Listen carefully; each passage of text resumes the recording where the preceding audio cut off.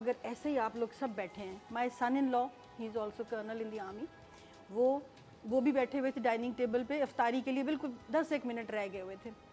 He started taking interview of ایوری بڈی. مجھے کہتے ہیں ماں ایسے ہی بیٹھے ہو, بار بیل بجے اور کوئی کہ علی کا تابوت آیا تو آپ کی کیا حالت ہوگی. اور آئی لکڈ ایٹ ہم لائک علی, میں نے کہا علی کوئی ٹائم کیسا ہوتا ہے بیٹا, واٹ آر یو ٹاکنگ. میں یہ کہہ کے اس کو میں کچن میں چلی گئی, لیکن ہی واز انسسٹنگ سم تھنگ, ہمیں شعور نہیں تھا, he knew everything what was coming in his life.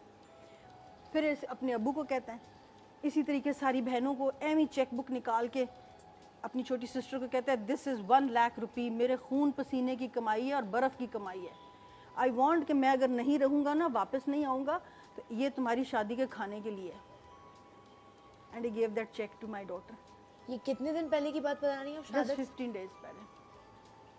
وہ جمعۃ الوداع تھا, اس کے بعد 26 رمضان تھی جس دن یہ چلا گیا گھر سے خدا حافظ کر کے ہمیں, اور 27 والے دن شہید ہو گیا. حالانکہ اس کی چھٹی سی او نے ایکسٹینڈ کر دی تھی. ایکسٹینڈ کر دی تھی. فون آیا کہ تم مکسی عید کر کے آنا, لیکن بائی میں نے دیٹ کہا ٹائم نہیں بیٹا, تم A گریڈ سولجر کے بچے ہو, A گریڈ سولجر ہو, go back on duty, duty پہ ٹائم پہ جاؤ, نو ایکسٹینشن. وہ اچھا سولجر نہیں ہوتا جو چھٹی بڑھانے کی ریکویسٹ کرتا. And over there on the dining table before leaving he said, ماں میں آپ کو بتاؤں میں نے وہاں پہ نا, آپ خواب نہیں سمجھیں گی, میں نے حقیقت دیکھی سیاچن میں. میں نے کہا واٹ ڈیڈ یو سی. کہتے ہیں ایسے میں, میری ٹائم وہاں پہ ٹرن بائی ٹرن ڈیوٹی ہوتی ہے. کہتے ہیں رات کو کوئی 2:30 بجے میری ڈیوٹی بنی, اور مجھے میرے آ کے جوان نے کہا کہ سر اٹھے, ابھی آپ کی ڈیوٹی ہے تو ذرا باہر جا کے ڈیوٹی دیں. کہتے ہیں ماں جیسے ہی میں باہر آیا ہوں, بینٹ میں نے برف میں رکھی ہے, ڈالی ہے, اینڈ میں نے گھمایا, نظریں پہاڑوں کی طرف ساری, just looking the intensity. At that time he was on that post which is called Labbaik, where God is 0 metre. Oh my God, 0. ہمیشہ کہتا تھا ماں مجھے یوں لگتا ہے کہ میں اوپر ہاتھ کروں گا تو مجھے خدا کہے گا السلام علیکم. اتنی ہائیسٹ پوسٹ پہ. اور میں نے اس کو کہا, میں نے کہا بیٹا, کہتا میں نے وہاں پہ خواب کہتا ماں میں سمجھا میں خواب دیکھ رہا ہوں. کہتا میں باہر نکلا ہوں تو مجھے اتنی خوبصورت سیاچین کی پہاڑوں سے آواز آئی اذان کی. کہتے جیسے خانہ کعبہ کی اذان ہوتی ہے نا, اس طریقے کی اذان. کہتے ماں آپ سوچ نہیں سکتی ہو کہ میں نے ادھر دیکھا ادھر دیکھا, یہ کہاں سے آواز آ رہی. کہتے میں نے کہا شاید میرے شعور میں ہے. اور کہتے اپنے آپ سے میں نے کہا مکسی تہجد کا ٹائم ہے, اب تیرے پہ لازم ہو گیا تہجد پڑھ. اور وہاں اس نے تہجد پڑھی باہر, تہجد پڑھی. اور کہتے جیسے ہی میں نے نماز پڑھ کے میں نے اللہ اکبر سلام پھیرا, کہتے ماں میرا اللہ جانتا ہے کہ میں جھوٹ نہیں کہہ رہا ہوں, میں نے 2,500-3 ہزار صفوں کا مرد دیکھے, اتنی بڑی داڑیاں اور ان کے سفید لباس, انہوں نے میرے ساتھ نماز پڑھی. جیسے میں نے اللہ اکبر السلام علیکم کہا, انہوں نے بھی کہا السلام علیکم. اور کہتا ہے ماں مجھے کھڑے کھڑے, میں نے کہا یہ خواب ہے. کہتے میں نے اپنی زور سے اپنے آپ کو کاٹا, اور پھر کہتے میں نے کہا نہیں خواب نہیں, تو حقیقت دیکھ رہا ہوں میں. اور کہتے پھر میں نے اپنے آپ کو فیل کیا, اور مجھے 104 سے کم بخار نہیں تھا.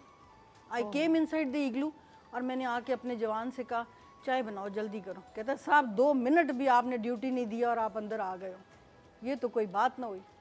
کہتا ہے دیکھو سمندر خان, اس کا سرزمین اس کے بیٹ مین کا نام تھا. کہتا ہے سرزمین تم ہمیشہ مجھے قصیدے سناتے ہو, کبھی تمہیں وہاں ایک داڑھی والا نظر آیا, کبھی تم برف کریوس میں گرنے لگے تھے تو تمہیں کسی نے ہاتھ سے پکڑ کے باہر نکال دیا.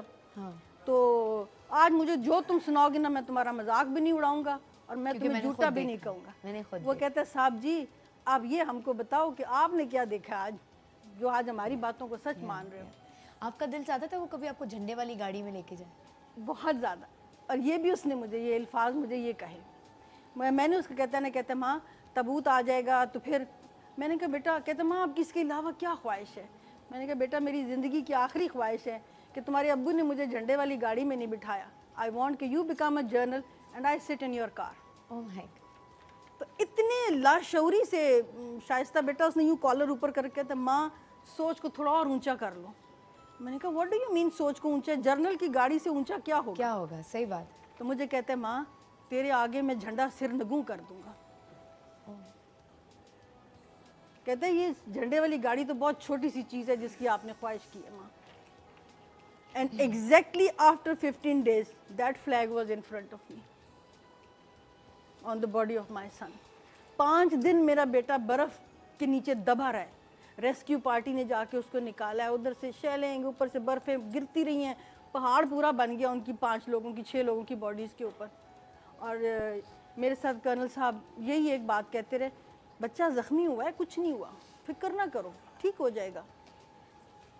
इससे पहले कि मैं ब्रेक लूँ, ये कैप्टन साहब का, कैप्टन शहीद का लास्ट लेटर है जो इस वक्त मेरे हाथ में है. इसकी ट्रांसलेशन मेरे पास है. उन्होंने अपने घर वालों के लिए लिख कर ये रखा हुआ था जाने से पहले. ये मैं पढ़ना चाहूँगी, फिर मैं ब्रेक लूँगी और उसके बाद अपने आज के सारे हीरोज़ को आपसे मिलवाऊँगी.